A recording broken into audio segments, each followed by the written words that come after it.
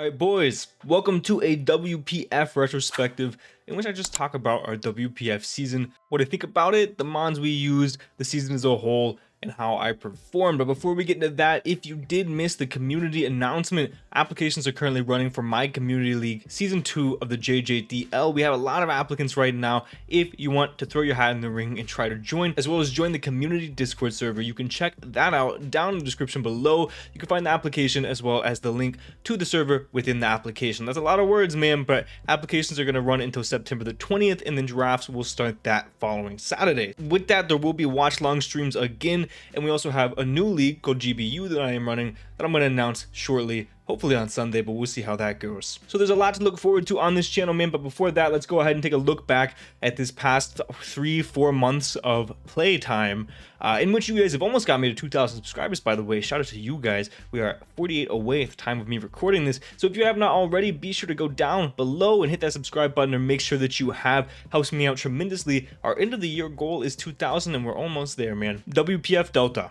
We ended losing in finals, which is obviously not the way you want to go out.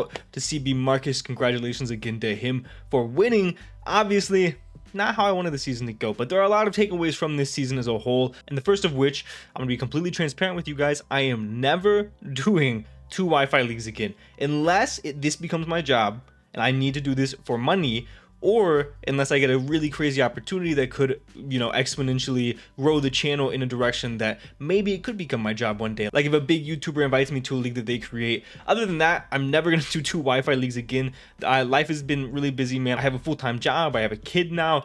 Life's busy, man. And 2 Wi-Fi leagues made me want to pull my hair out. So there's a lot that goes into each of these leagues. I build a team, and it usually takes 2 to 3 hours if it's a team that I really care about and really want to win the game of. And on top of that, I think about the matchup wholeheartedly and go through a lot of different scenarios, and then obviously I gotta edit the video, I gotta record the match, I gotta actually play the match, I gotta schedule a time and set time aside to play the match. You have to deal with the pre-match anxiety. There's a lot that goes into it, man, and I don't want to do that twice a week anymore unless, like I said, one of the 2 criteria from before is met. Other than that, never doing 2 Wi-Fi leagues again, but I appreciate you guys supporting me thus far, unless, like I said, unless something crazy happens. On top of that, the same 2 criteria applies to this, unless this becomes my job or unless I get an offer that I cannot refuse. I'm never doing free Terra again. I think it is completely uncompetitive. I think it is completely unfun. I had not a good time with free Terra. Prepping was a nightmare. It made me want to pull my hair out. There were too many options, and it got to a point where you just have to ignore some of them, and then you get bitten because you ignore them. So I really never want to do free Terra again. I think in OU ladder, I've said it again, I'll say it before, in ladder, in Smogon in general, definitely a cool concept, especially, I think they do Terra preview now. I don't know, man. I don't do Smogon, but it's definitely a cool concept because there's different ways and you don't have to prep for it. There's different ways to deal with certain things. But in draft, a counter team format where the whole thing is that you have to prep for what your opponent can bring. You have to prep for 18 different types. Yeah, you're not going to see a bug or you're not going to see a rock type. So you're prepping for, let's say, 12 viable types. That is still entirely too many. And I can go on a rant about this for a long time. I'm not going to. I'm never doing free Terra again. It is not fun. There are a couple other takeaways that you can take from this season. First of all, let's just talk about the team. Let's talk about the team overall. We had a really cool team. Zamazenta, Hoopa, Gengar, and Crew. You can see it on screen. A couple big takeaways I had. First of all, Rillaboom and Iron Jugulis blew me out of the water with how good they were. They really impressed me. And are definitely mons that I could see myself drafting again in the future. Gengar, just disappointing. It severely disappointed me. I barely brought it. Whenever it did come, it did fine. I mean, it went 5-2, but it came to 4 out of 13 games. Like, that's not a 3rd round pick. I was severely disappointed with that Pokemon, but overall I think the team was very good. It was very much into my playstyle. Everybody kept trying to tell me that it was HO. It was not. It was balanced. There was just, Hippowdon didn't get toxic, Dozo didn't get toxic, but other than that, I think for the most part I played it as balanced. There were a couple of games where I brought HO against CB Marcus the first time, and there was another one that I can't remember, but I think for the most part I played it as I intended it to be played, which was a bulkier team, which I think was a lot of fun and I really enjoyed it. The big takeaways from this team is, first of all, Zamazenta should not be allowed. This Pokemon is absolutely broken, and in no universe should it have been allowed, should it have not been max points, and should it have fallen to me at 7th. All of those things, we live in a great timeline right now, other than the fact that we didn't win, because Zamazenta all of those things happened, and we got Zamazenta, and we had an amazing season with Chloe. I love Zamazenta. I think it is so fun if you build it around it properly, if you know what you're doing, man. It's such a good Pokemon, and it should not be allowed ever again. It should just simply not be allowed. Stop allowing it. I'm seeing leagues allow Terra on it. Stop it, man. Stop it. What are you doing? Do not allow Terra on a Pokemon that should not even be allowed, man.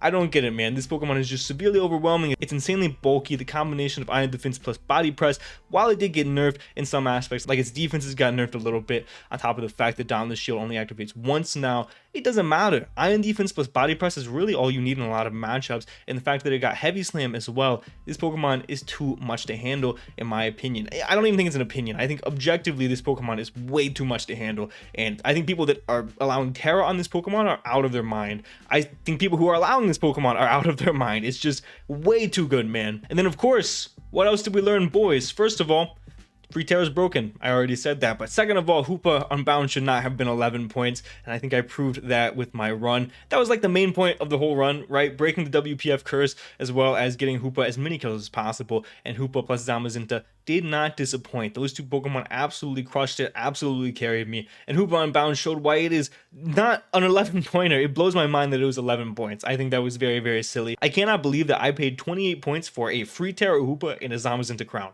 That should not be a sentence. As far as our season performance as a whole, realistically, I did pretty good throughout the season. 9-4 is definitely pretty good. A finals appearance is definitely pretty good. 6-3 in the regular season is definitely pretty good. My bad. I was 8-4, not 9-4. It was an accident in the coding.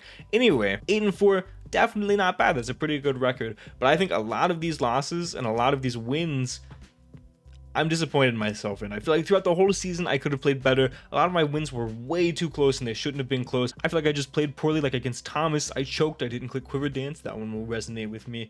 And there were other times that I won when I really shouldn't have won, like against CB Marcus the first time. I clicked Close Combat, not predicting the Terra Steel, just playing for a choke, and I got rewarded for it. And yeah, that's how you play Pokemon sometimes, but I really don't feel like I was focused in on this season, and I feel like that definitely has some part to do with the fact that I did BBR on top of this one, and my focus was all over the place, man. And that's another reason why I don't want to do 2 Wi-Fi leagues. But I feel overall I'm a little disappointed with how I performed this season. The quality of games, I guess, is where I stand as to me being disappointed, not the record. And then of course, lastly, we're gonna talk about the finals.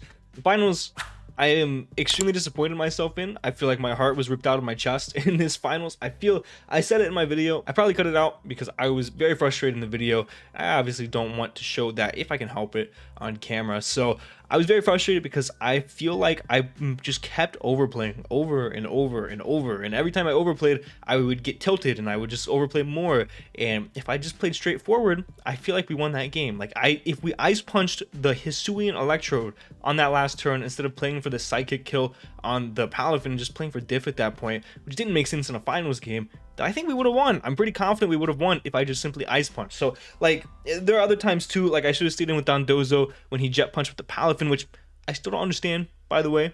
I'll let bygones be bygones, but I still don't understand the jet punch play. I should have stayed in with Dondozo regardless, because that's the whole reason that Buddy was there, and I should have body slammed, potentially catching another Pokemon with a para. I shouldn't have overplayed in that situation either. Like, it's easy to look back and say that. I really stand, like, that's why I'm so frustrated, because in the BBR one, we'll talk about it tomorrow, I don't feel like I lost to myself. In this one, I feel like I lost to myself. No discredit to Marcus, but I feel like I overplayed way too much and that put Marcus in a very good position to win that game. But I think that's all my thoughts for this WPF season. WPF curse broken, maybe. We're in finals. I mean, I didn't really get unlucky this season, which is like the whole thing that the WPF curse is. So very happy that we didn't get super unlucky. Obviously, very disappointed that we didn't win the championship, but thank you guys so much for watching this season. It's been a lot of fun. Zamazenta plus Hoopa Unbound led to some really awesome memories with you guys. I'll have a BBR retrospective up on the channel tomorrow, and thank you guys so much for watching. And for now, guys, this has been John Jr. signing off.